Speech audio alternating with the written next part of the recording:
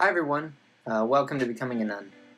This week I want to talk about something incredibly important, and that's developing a moral code as you leave your church on Journey on to Happiness.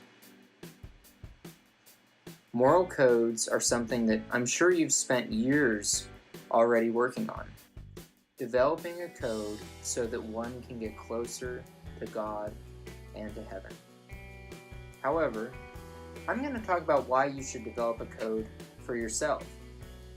But first, let me define moral code.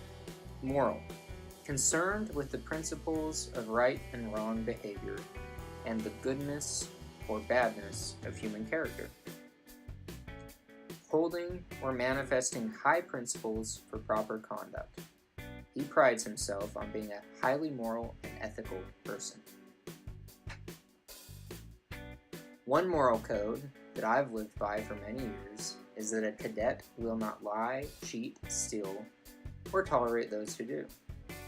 This is a code that West Point and many other military organizations attempt to instill on their cadets during 4 years of school. It's a code that in the end is very good to live by. Honesty. Honesty in all things. And I'm sure that you have something similar in regard to being honest. Many believe that honesty is generally the best policy. However, it's important to note that that might not be everyone's moral code.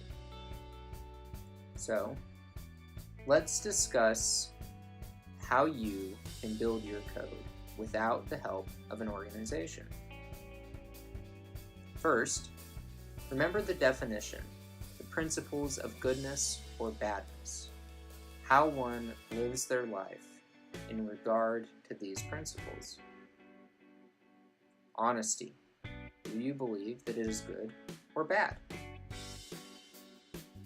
Drug use. Do you believe that it is good or bad? Sex and different aspects of sexuality. Do you believe that these are good or bad? And in what area do you believe these are good or bad? Murder or hurting others. Do you believe this is good or bad? Now, one might say that there are absolute morals, and we could get into the philosophy of these absolute morals. However, right now I just want you to develop your moral code, the very basic aspect of each of these questions. Is it good or is it bad?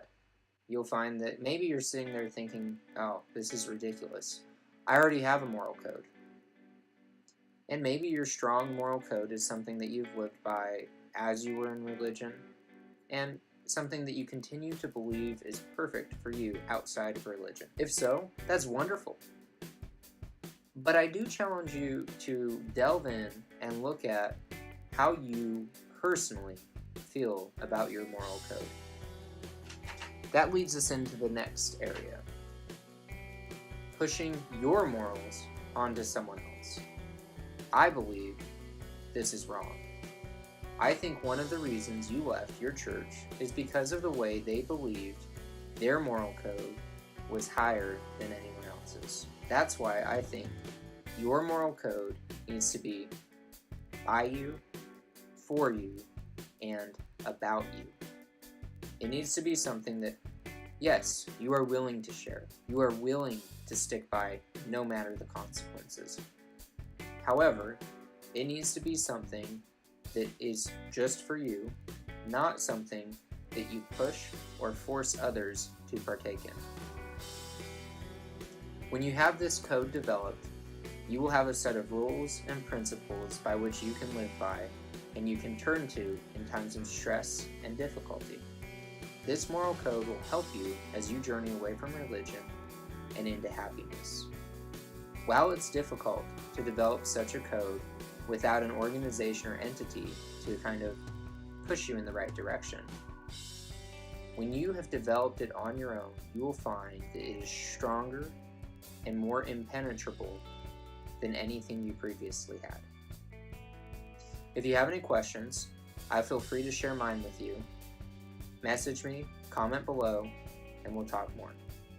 Thanks for tuning in, subscribe below, and tune in next week. Thank you.